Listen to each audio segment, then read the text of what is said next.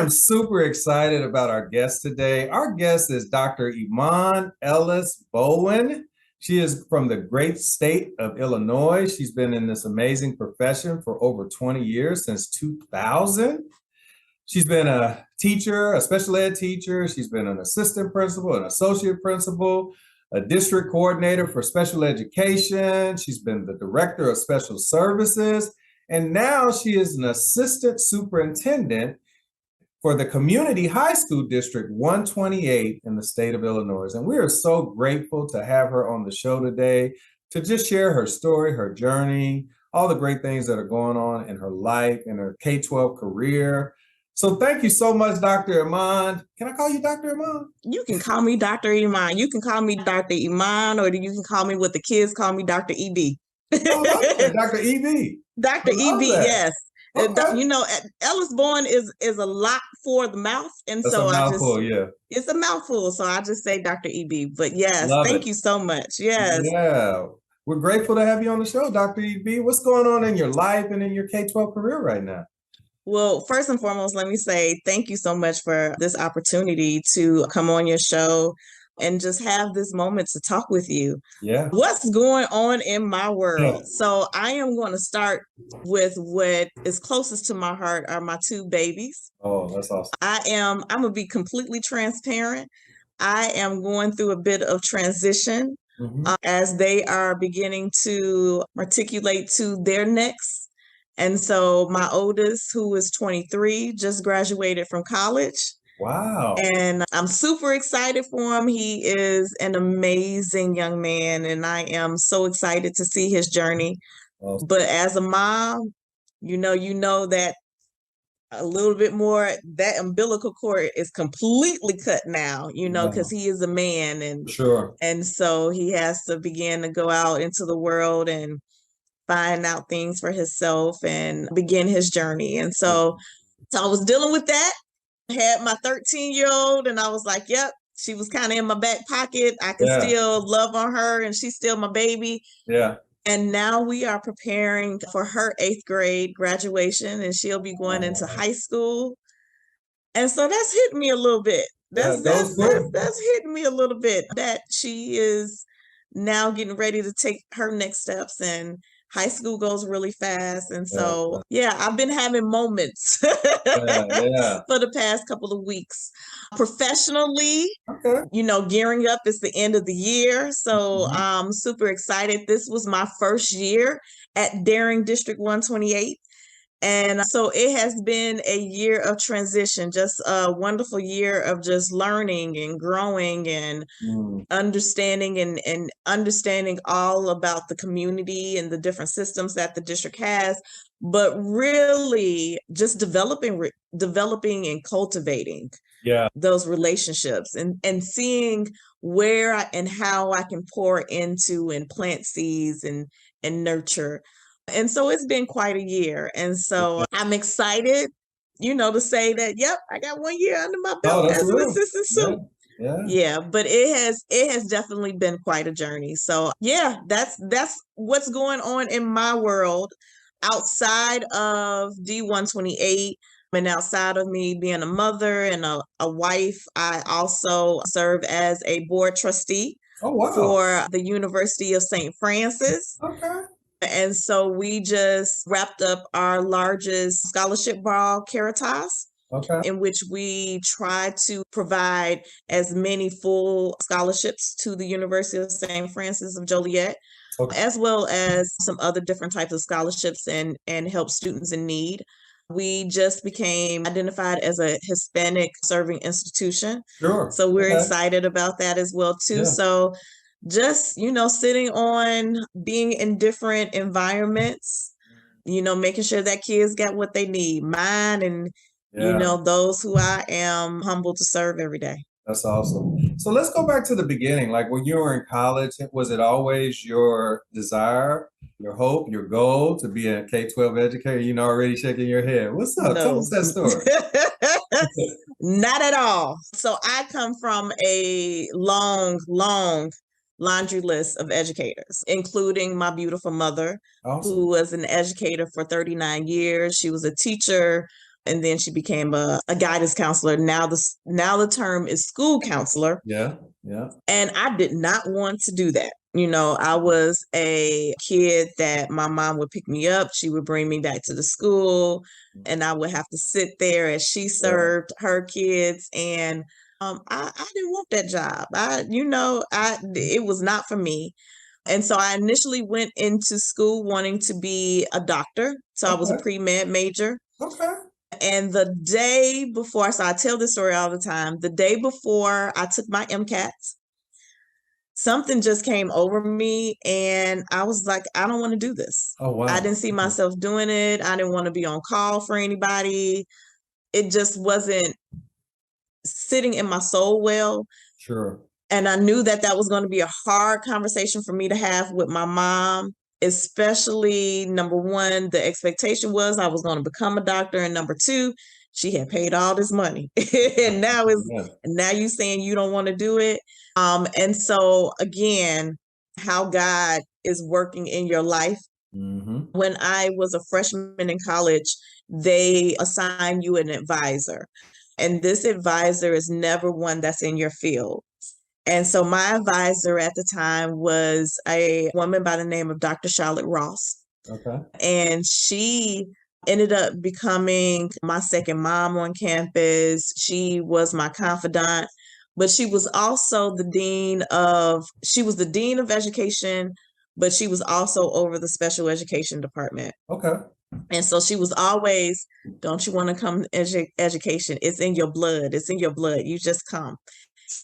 And I was like, nope, Dr. Ross, I love you. I love you with all my heart, but that's not my testimony. And so needless to say, it became the first person I went to when I realized that I didn't want to finish out that medical degree.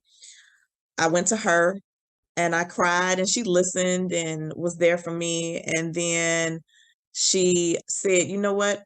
I know it's early. You don't know what you want to do, but I'm running my, SPED one-on-one class. Why don't you just take it?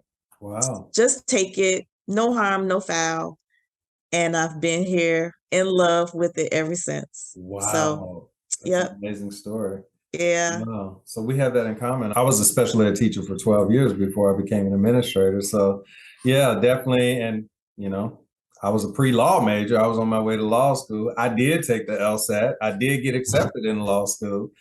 But, there's an old saying, if you want to make God smile, tell him your plans. He might have totally different plans for our lives. Sounds like that's the case with both of us, right? Yes, yes, it is. Yes, it is. Well, what I always say that, people in education are amazing, but those of us in special ed, we have a special gift. No, that's real. It's real. It takes a true servant spirit, a true servant heart to work with students that need just traditionally above and beyond what they need to be successful in their K-12 journey. And truthfully, and now I'm definitely showing my bias here, I feel like the best leaders are probably former special ed teachers, right? Because it might be okay for us to have a little bias. Yeah, just a little, right?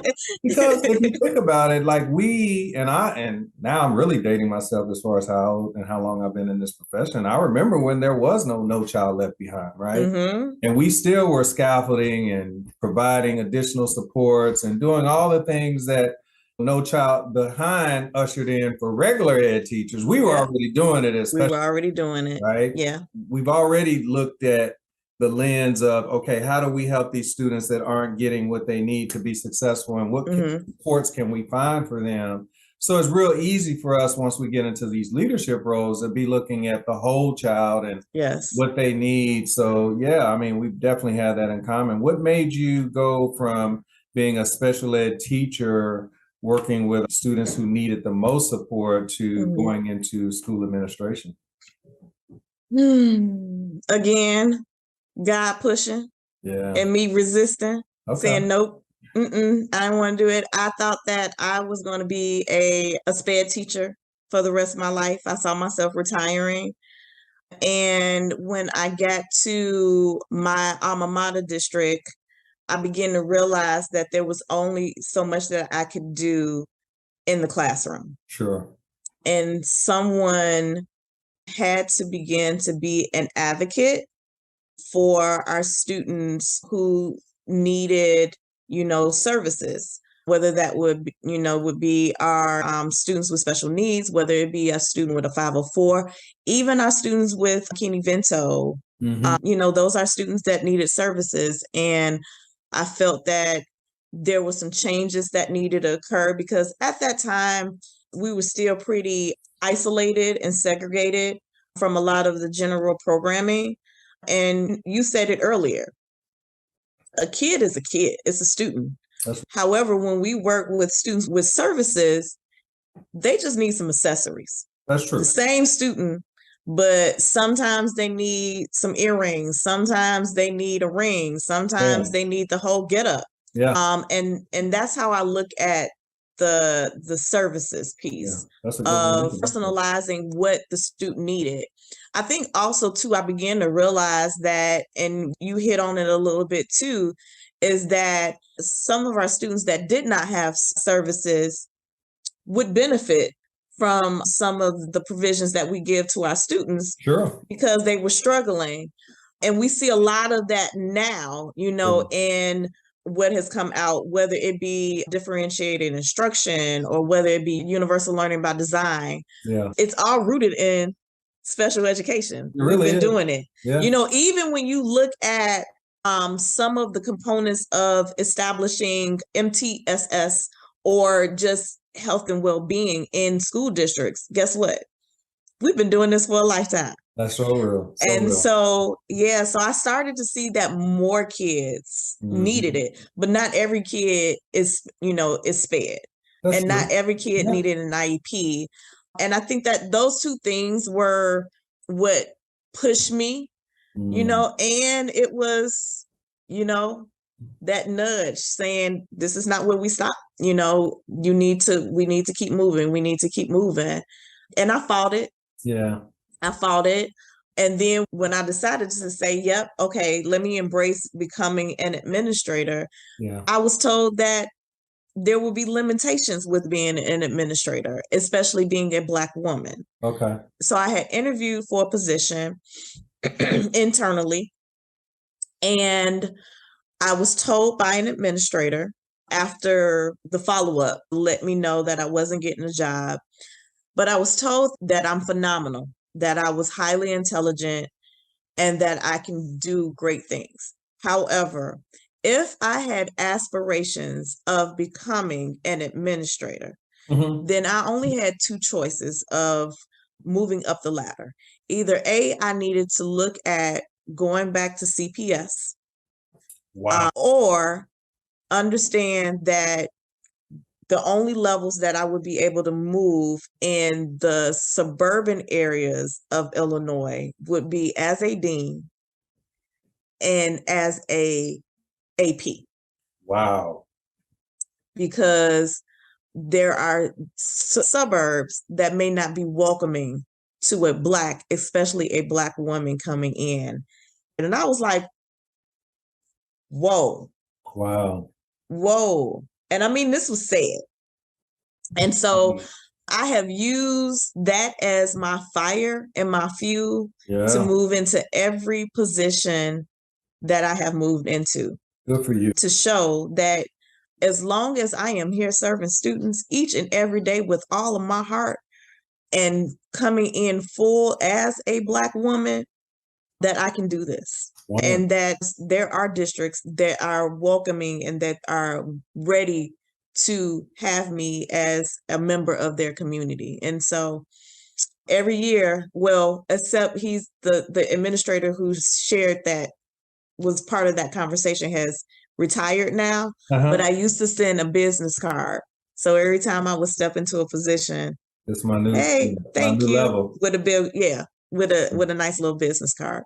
That's such a powerful story. And, truthfully, that's why I started this show, is for stories just like yours, because I guarantee you, Dr. EB, there are educators that are watching us now that have probably been told, whether it's just straight up or implicitly, these same sort of messages about how there is a ceiling for you because of your fill in the blank, your skin color, your gender, your whatever. And so to me, that is a powerful statement that you just made in terms of this is going to be the fuel to my fire. And I'm going to make sure it happens. And I'm not going to let something stop me. And I think sometimes our biggest enemy is the enemy within. Absolutely. And so I think it's really powerful. You know, they say one person's story is another person's survival guide. Absolutely. So, you know, the fact of the matter is your story, I guarantee you, is resonating with people, young ladies that look just like you, right? And they're saying, wow, if Dr. EB can do it, I can do it too. So thank you so much for sharing that. Absolutely. Yeah, the one thing that I will say to anyone, but especially other administrators of color, is just never let anybody put you into a box. You are not limited. I've been told even over the years that, oh, you won't be able to really fully do an assistant sup job or a superintendent job because all I knew was special ed.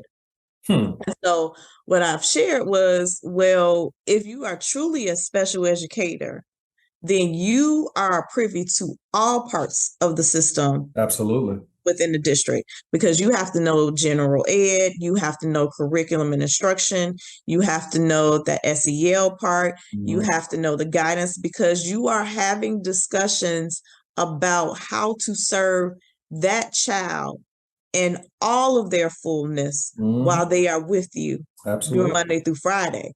So in order for me to write a plan to give services, I got to know what's going on. Right. And you got to know that federal funding, that regular funding. Absolutely. Absolutely. For pupil expenditures, all that. Absolutely. And so, I just say that never put yourself in a box and just find ways to constantly grow, even if it's just something that you may read, once a week, or volunteering for something that may not be, what you do on a daily basis, but would give you another view or another perspective of your district or of your building. Do it. I love it. Do it. That's good. Yeah, I also feel like it's important too to have that mentor, that person like yourself that can really just kind of show the way. I think sometimes when you're talking about young administrators, they're in their head, and they don't realize that sometimes iron sharpens iron. And so if they really want to or aspire to move ahead, they need to, whether it's through an amazing vehicle like LinkedIn or whatever, they need to reach out to people that can mentor them and provide that guidance on getting to that next level, and it's a really good segue into my next question. If I didn't see you for the next 5 years, Dr. EB, where am I going to see you? I'm hoping you say superintendent, but it might not be. Where do I see you? Oh, Dr. Williams, you're not even Joseph right now. You're Dr. Williams right now, because you are putting me on the spot.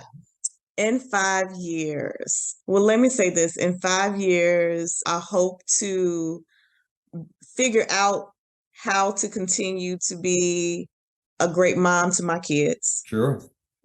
Every step in their journey requires us to evolve and change, not so much change how we parent, but change how we see them. Sure. And how we allow them to show up as our kids. And sometimes as a parent, that's hard, because we just see them as little kids and not as full adults. So I am praying that God shows me the way to do that. Sure. First and foremost, professionally, I've thought about this long and hard. So I would not be opposed to being a superintendent. Sure.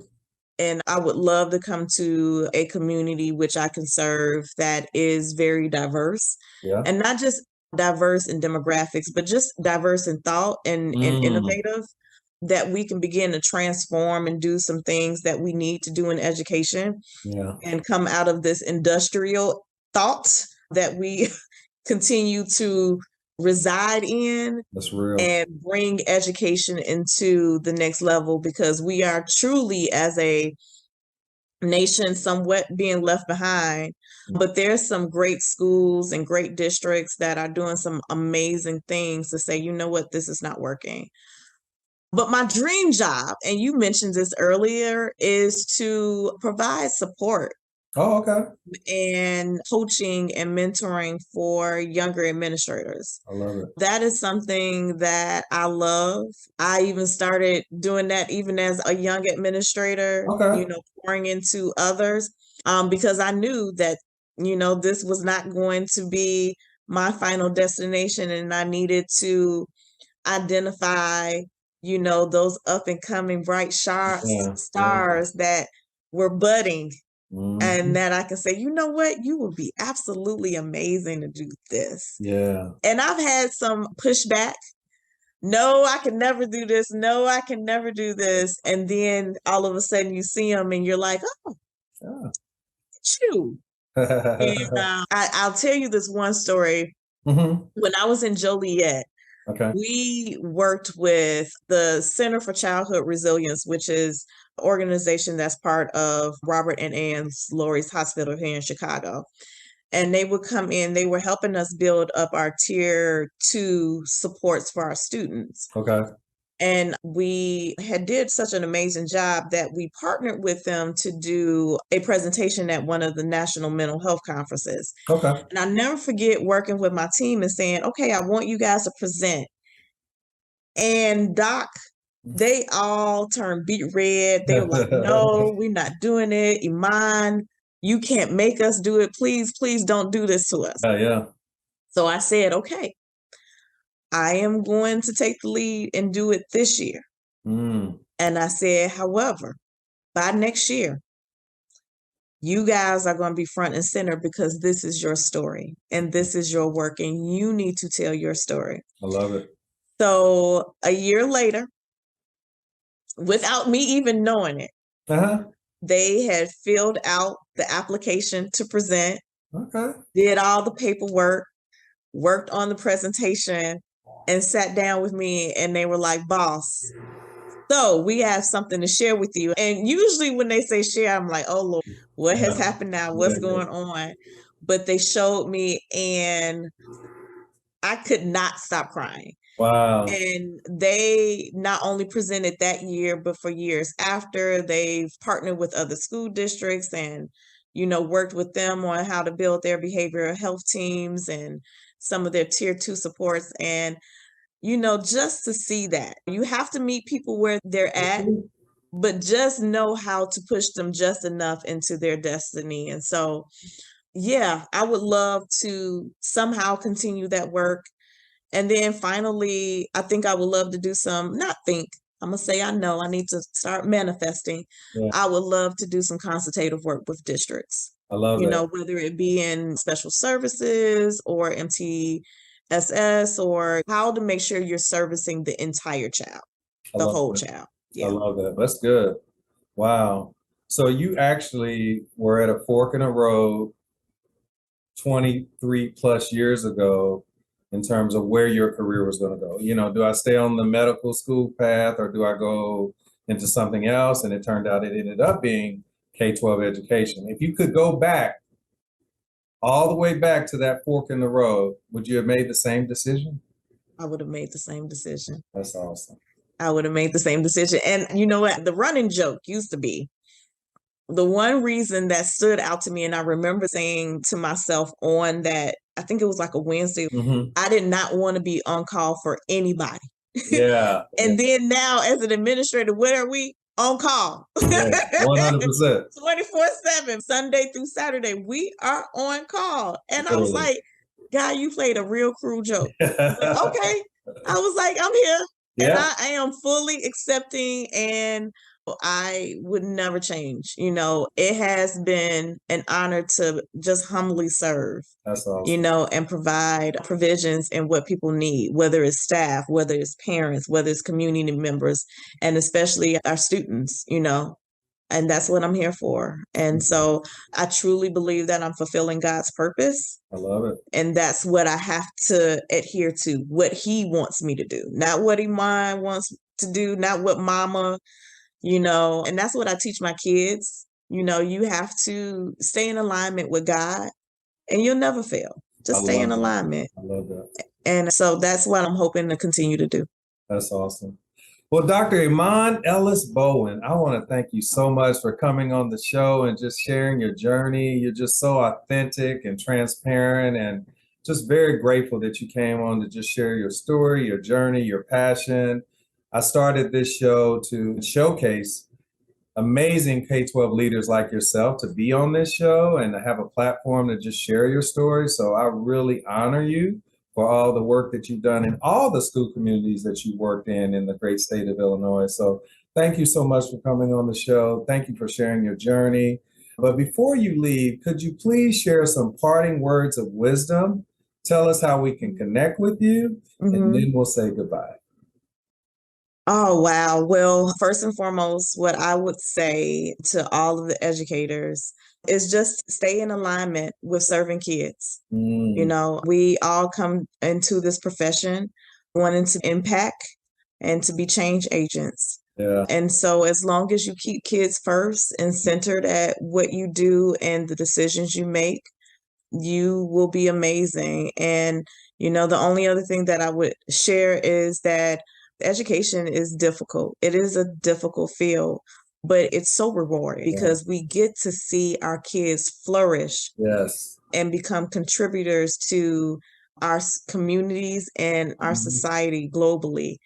And so, you know, when you have those moments in the valley when you want to leave and give up, stay centered in that flourishing of the student, but always make sure that you're taking care of yourself as well, too. I like that. I would say thank you, Dr. Williams, for having me on your show.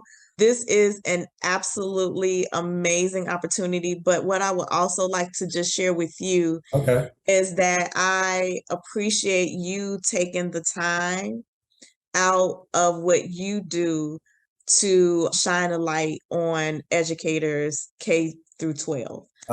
We don't get that a lot. Yeah. But this is a platform that does just that. And so I just want to take that time to honor you, King, to do that. Thank you. And anybody who wants to follow me, I am on LinkedIn, Dr. Iman Ellis Bowen. So please feel free to shoot me a message or say hi in my DMs. I love it. And I would love to connect. That's awesome. Again, thank you so much for coming on the show, and I really appreciate your kind words of support for the show. And this is definitely not going to be the last time we communicate. You're definitely a friend for life now, and I'm part of your network. You're part of my network, so I'm very grateful for that. And yeah, I really appreciate you coming on the show. And as that old saying goes in the church, you know, I'm sure God is not through with you yet by a long shot. So the best is yet to come, my friend. I appreciate you. Appreciate that. Thank you. Absolutely. Thank you.